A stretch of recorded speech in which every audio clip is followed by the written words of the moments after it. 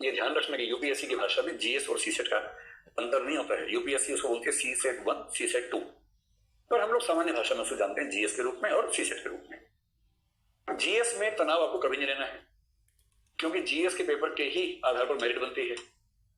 और पेपर कितना भी मुश्किल है, हमेशा ध्यान रखें। लोग ना बहुत ही प्यारे और मासूम होते हैं कई लोग, पेपर बहुत मुश्किल आया है, अब क्या होगा? कुछ नहीं होगा, 14,000 का ही होगा। पेपर बहुत आसान है, मजा आ गया, क्या मजा आ गया? होना 14,000 का ही। पेपर आसान आने से कितने का होगा? 14,000 का। मुश्किल आने से कितने का होगा? 14,000 का। बेकार की बात है, मुश्किल आ गया, क्या मुश्किल आ गया? उससे क्या हुआ? किसी किसी साल क्या होता है, जीएस में 200 नंबर में से कट ऑफ 95, 98 के आसपास गया, और बाद में क्या हालत है? पिछले 2-3 साल से कट ऑफ कितना चल रहा है? 85 के आसपास चल रहा है 200 में से। और इस साल जो पेपर हुआ है, कहने वाले कह रहे हैं कि कट ऑफ 75 के आसपास है, पर मैं मान के चल रहा हूं 75-80 के बीच में कहीं होना चाहिए। क्या हो गया उससे? पेपर मुश्किल आया, कट ऑफ नीचे चला गया। जब सिलेक्शन की सीट फिक्स है तो इस बात से क्या फर्क पड़ता है कि पेपर कैसा आया? इसलिए जीएस में इस बात से बेपरवाह रहना है कि पेपर कैसा आया। और यही तो बात स्पष्ट कर रहा हूं आपको। एक नेगेटिव मार्किंग नाम की चीज होती है, जानते क्या होता है नेगेटिव मार्किंग? नेगेटिव मार्किंग का मतलब यूपीएससी में ये होता है कि अगर आपने एक सवाल ठीक किया और 3 सवाल गलत किए, तो 3 गलत सवाल कुल मिलाकर उतना नुकसान कर देंगे जितना एक सही सवाल से फायदा हुआ था। बड़ा साइंटिफिक है यूपीएससी सिस्टम कि 4 ऑप्शन है। अगर आपको कोई सवाल बिल्कुल नहीं आता और आपने तुक्का लगा दिया, तो सही होने की संभावना कितनी है? 4 में से 1। तो 4 में से 1 ठीक हुआ, और 3 और सवाल आपने किए, वो 3 गलत हो गए। तो 1 सही और 3 गलत, वैल्यू बराबर, काम खत्म। पर्पस सिंपल सा है कि अगर आप खालिस तुक्का लगा रहे हैं तो उसका ना फायदा हो ना नुकसान। टाइम का नुकसान हो जाएगा आपको, लेकिन वैसे फायदा नुकसान नहीं होगा।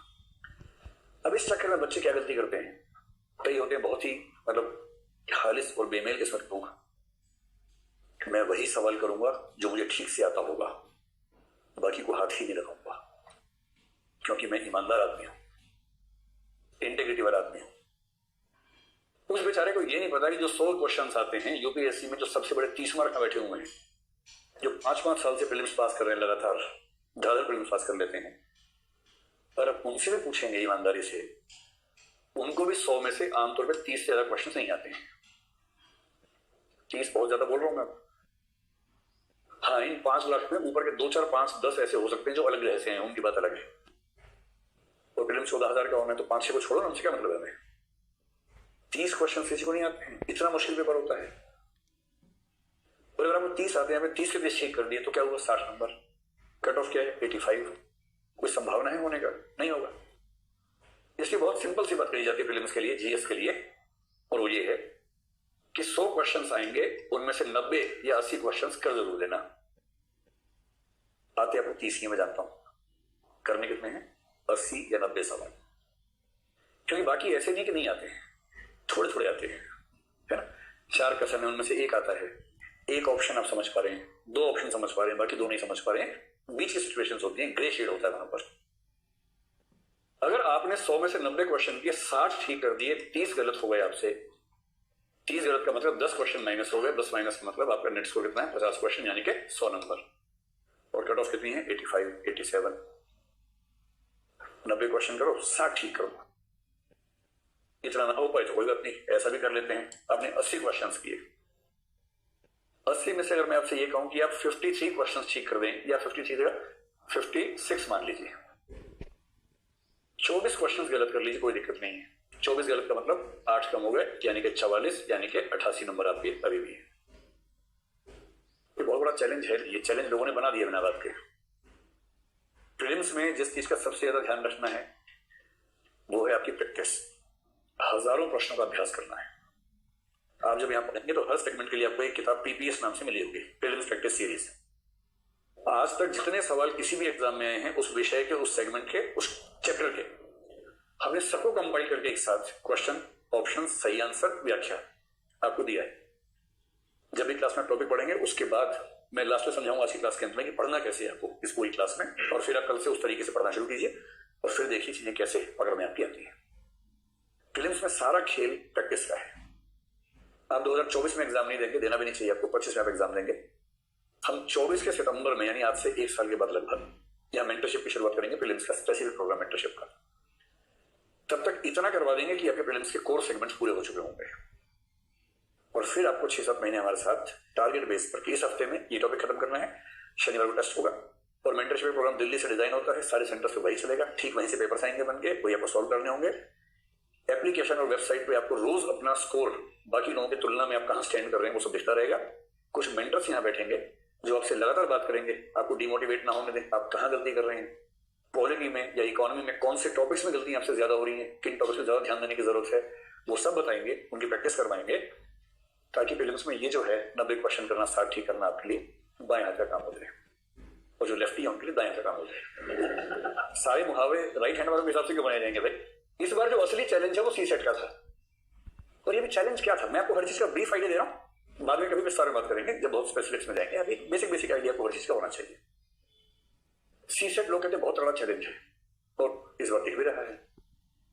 तथ्य ये है कि इस बार जिन बच्चों का 54 बच्चों का सिलेक्शन हुआ उनमें से लगभग 12 बन गए आईएएस प्रॉपर। 2 और की उम्मीद थी कि आईएएस बनेंगे, कुछ डॉक्यूमेंटेशन की वजह से नहीं हो पाया, बहुत दुखद घटना उसमें से एक है। जैसे दिव्या बहुत प्रसिद्ध लड़की है, उसको प्रॉपर आईएएस नहीं मिला क्योंकि उसके डॉक्यूमेंट्स में कुछ मिस्टेक थी, जो मैं कभी आपको समझाऊंगा ताकि आप ऐसी गलती ना करें। जब प्रीलिम्स का फॉर्म निकलेगा मैं उसमें वीडियो बना के अपलोड करूंगा, ये समझाने के लिए कि कौन से डॉक्यूमेंट्स की गलती से ऐसा रिजल्ट बन जाता है। तो आप सब ध्यान रखिएगा कि फॉर्म भरते हुए क्या क्या सावधानियां रखनी है। बाकी लोगों में से लगभग 40 के आसपास लोगों ने प्रीलिम्स का एग्जाम दिया। एग्जैक्ट नंबर मेरे पास नहीं, पर मेरा ख्याल है कि इनमें से 30 के आसपास बच्चों का प्रीलिम्स नहीं हो पाया इस बार, जिनमें सिलेक्शन हो चुका है, मैं उनकी बात कर रहा हूं। नहीं होने की मूल वजह यह है कि उनको टाइम नहीं मिला, इंटरव्यू दिया, प्रोसेस में रहे, और क्या जब आपने इंटरव्यू दिया हो, रिजल्ट आने वाला हो, तो मन नहीं करता पढ़ने का प्रीलिम्स के लिए, है ना। समय मिल भी जाए तो मन नहीं करता है, धक सी होती है दिल के अंदर की होने वाला है, रिजल्ट कब आएगा। आप पढ़ने बैठे इतिहास, बाबर रिजल्ट आ गया, सिंह से बोला अरे हट बाबर, आप भागे पता कर रिजल्ट आया, फिर किसी ने कहा कि नहीं मजाक कर रहे थे तो नहीं आया, तो मन अटका रहता है रिजल्ट पे, पढ़ाई हो नहीं पाती है। और यूपीएससी ऐसा जुल्म करती है, प्रीलिम्स 28 मई को, रिजल्ट फाइनल 23 मई को। अब जिसका हो गया प्रॉपर आईएएस में वो तो मस्त हो गया, ढोल बज रहे, नगाड़े बज रहे, डांस कर रहा अपना आराम से, हाथी वाथी आ गए हैं उसको घुमाने के लिए। अच्छा हाथी पे सबको घुमाते हैं आजकल तो, पर 10-12 को छोड़ के बाकी तो दुविधा में है। जिनका नहीं हुआ वो तो सदमे में, एक तो ये तो हुआ नहीं, अब 4 दिन बचे हुए। जिनका हुआ पर आईएएस प्रॉपर नहीं मिल रहा, तो उनका मन करता है कि इंप्रूवमेंट कर लें, उनको भी एग्जाम देना है। उनकी दिक्कत सबसे ज्यादा है। जिनका नहीं हुआ कोई उनके पास नहीं आता कि चलो आइसक्रीम खिलाओ, चलो मिठाई खिलाओ, कोई नहीं बोलता है। वो फोन ऑफ करके चले जाते हैं कोप भवन में और 4 दिन जुट के तैयारी करते हैं, एग्जाम देते हैं। पर जिनका हो गया और प्रॉपर आईएएस नहीं हुआ, उनका प्रीलिम्स होना मुश्किल हो जाता है, क्योंकि दिन भर में 500 से 1000 फोन आते हैं बधाई वाले, कितने लोग मिलने आते हैं, इतने सारे नए रिश्तेदार पैदा हो जाते हैं अचानक उसी समय, जो बताते हैं कि मैंने तो बचपन में पहचान लिया था तुम्हें कि तुम ऐसा करने वाले हो। उन सबसे आपको मतलब खींची करके हंसना भी है, साथ में बुरा भी नहीं लगना चाहिए उनको। पेरेंट्स का दबाव है कि ये करो वो करो, मुख्यमंत्री ने बुला लिया है, डीएम ने बुला लिया है। अब उन 4-5 दिन में उनकी सारी ऊर्जा धन्यवाद धन्यवाद धन्यवाद करने में खर्च हो जाती है। फिर एग्जाम देने गए तो प्रीलिम्स नहीं हुआ। इससे एक हल्ला मच गया कि इस बार सीसेट ने बर्बाद कर दिया। सच में बर्बाद किया है। इस बार सीसेट में जो मैथ्स के क्वेश्चंस आए हैं बहुत ही मुश्किल पाते थे। देखिए मैं मैथ्स विषय का विद्यार्थी हूं नहीं, मैंने यूपीएससी के लिए 2011 में मैथ्स पढ़ाया है एक बार, लेकिन बेसिक लेवल का मैथ्स जो सीसेट पे जनरली आता था, क्योंकि मेरी मैथ्स की बेसिक बैकग्राउंड नहीं है। अंडरस्टैंडिंग ठीक है, तो मैं मैथ्स का जो बेसिक्स है, परसेंटेज, एवरेज, प्रोपोर्शन, वो सब पढ़ाता था उस समय। एक तो मैंने करीब 10 साल से पढ़ाया नहीं, दूसरा इस बार क्वेश्चन थोड़े से ऊंचे स्तर के हैं, तो मैंने खुद उसको सॉल्व करके देखा नहीं है। मतलब मैंने कोशिश नहीं की, होगा नहीं होगा तो बात की बात है।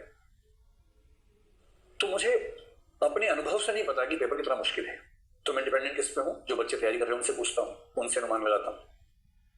मुझे आईआईटी के एक विद्यार्थी ने, जिसका सिलेक्शन इस बार हुआ भी है, उसने ये कहा कि पेपर बहुत मुश्किल था। कुछ बच्चों ने जिनकी बैकग्राउंड मैथ्स की है, उसकी नहीं भी है, उन्होंने कहा कि इतना मुश्किल नहीं था। तो विरोधी मत है, ज्यादा मत ये है कि मुश्किल था। एक और मत ये आ रहा है कि जो 4 सेट होते हैं एबीसीडी, उनमें से जिस सेट में पहले मैथ्स आ गया उन बच्चों को नुकसान हो गया, और जिनको मैथ्स थोड़ा सा आता था वो ज्यादा नुकसान में रहे। जिनको नहीं आता वो टेंशन ही नहीं थी। कई को तो बाद में समझ में आया कि मुश्किल था मैथ्स।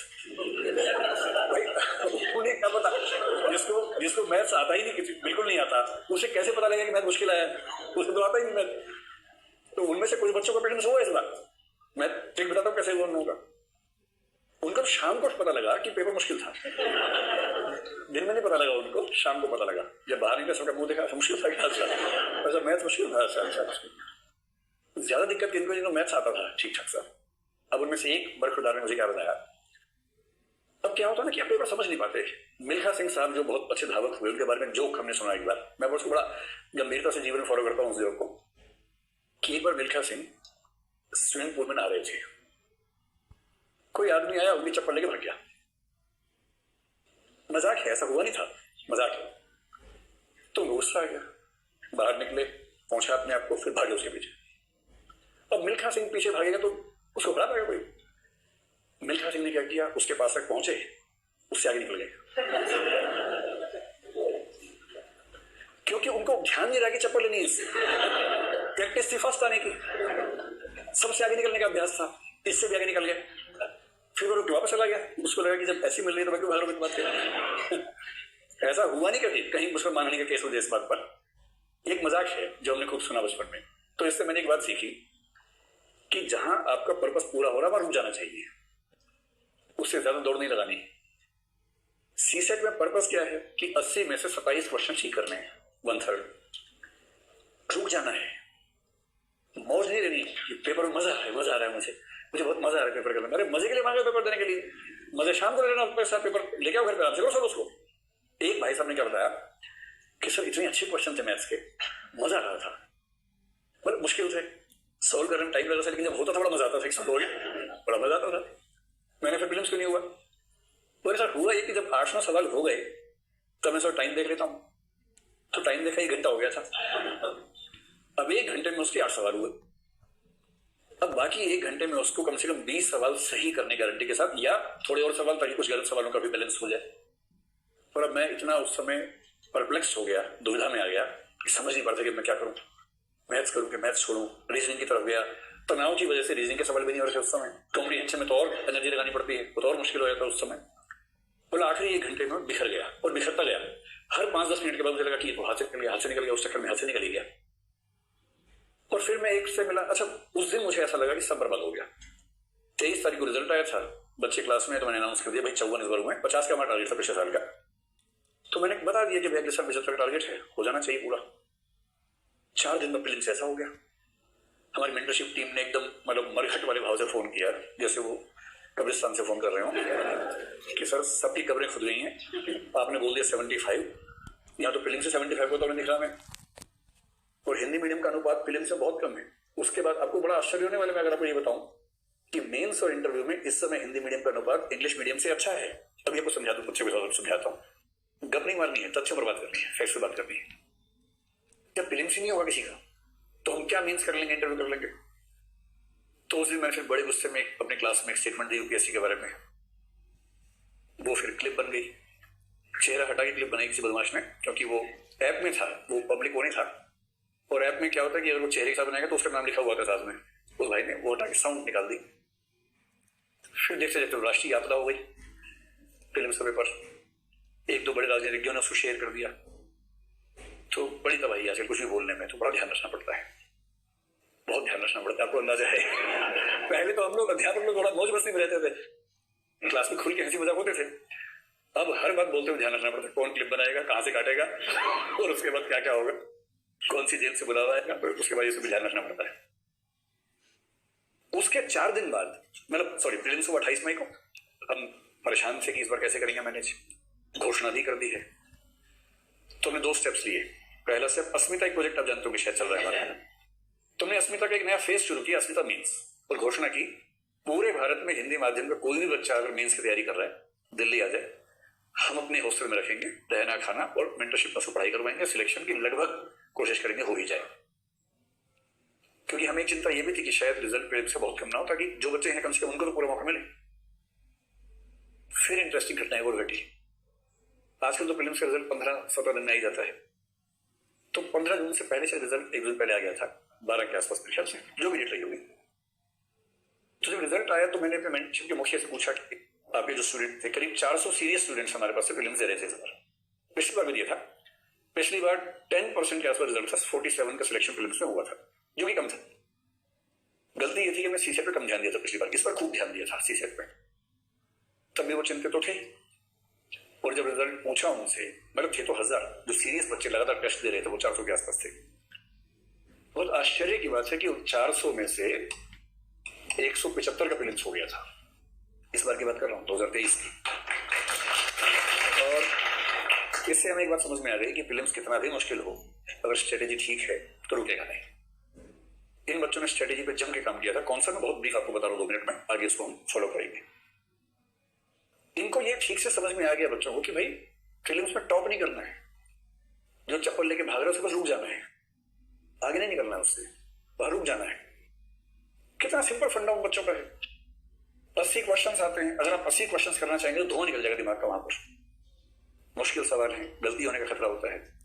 एक क्वेश्चन सही के बदले गलत होते ही आपको मतलब इतना भारी नुकसान हो जाता है। 2.5 नंबर तो गए आपके, पहले गए 0.83 ऊपर से और माइनस हो गया। लगभग 3.3 मार्क्स का नुकसान एक ऐसा क्वेश्चन जो सही हो सकता था गलत हो गया उससे हो जाता है। और चौथाई नंबर से लोग प्रीलिम्स से बाहर निकलते हैं, हजारों की संख्या में निकलते हैं। तो समझदार लोग क्या करते हैं? स्ट्रेटेजी।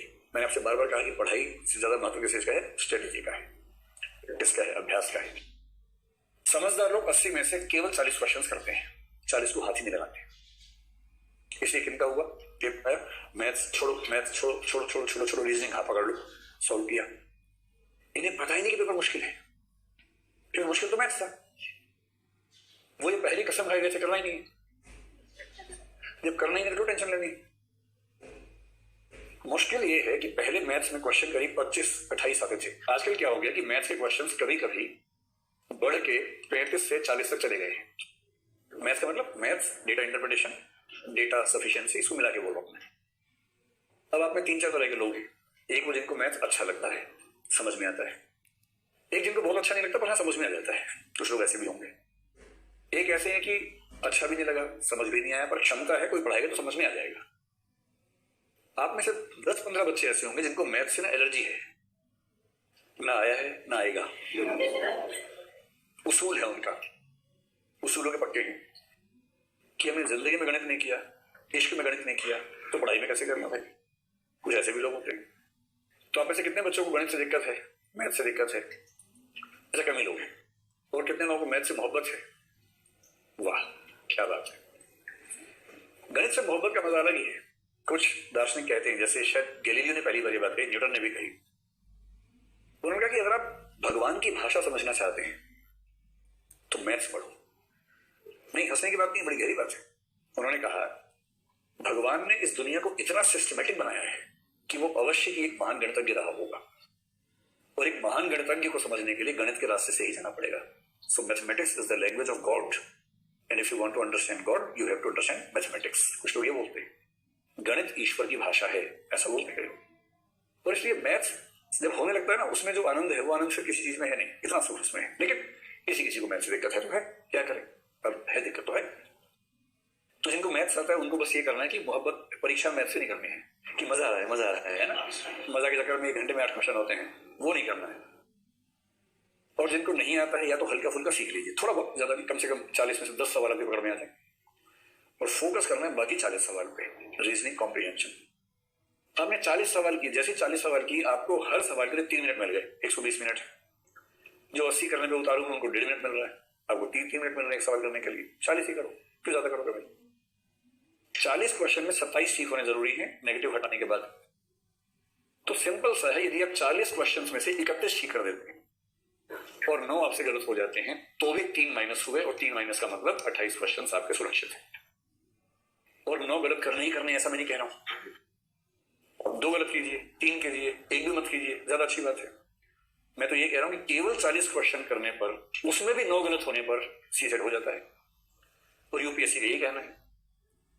सुप्रीम कोर्ट इसमें पढ़ा नहीं मामले में, अगर पढ़ भी जाता यूपीएससी क्या बोलती कि सर हम इतनी उम्मीद करेंगे 40 क्वेश्चन में से आप 31 करके 9 गलत भी कर लो तो प्रीलिम्स हो जाएगा। तो अब कुछ लोग आंदोलन कर रहे हैं, सरकार उनकी बात सुनेगी नहीं सुनेगी, सुप्रीम कोर्ट सुनेगा नहीं सुनेगा, मुझे नहीं पता, जो भी हुआ। लेकिन आपका आंदोलन जो होना है वो यहां होना है। अपनी पसंद के 40 सवाल चुन लीजिए, और रीजनिंग और कॉम्प्रिहेंशन से 40 सवाल आ ही जाते हैं। इसलिए खेल स्ट्रेटेजी का है, पेपर मुश्किल आसान का कम है। और जिन लोगों ने स्ट्रेटेजी पर काम किया, मैं उनको देख रहा हूँ ना, 175 लोगों को, उनमें से अधिकांश पहली बार वाले हैं। जो मैंने आपसे बताया मेंटरशिप में। और मेंस की मेंटरशिप पे हमें इतना भरोसा है, आपको बड़ा आश्चर्य होगा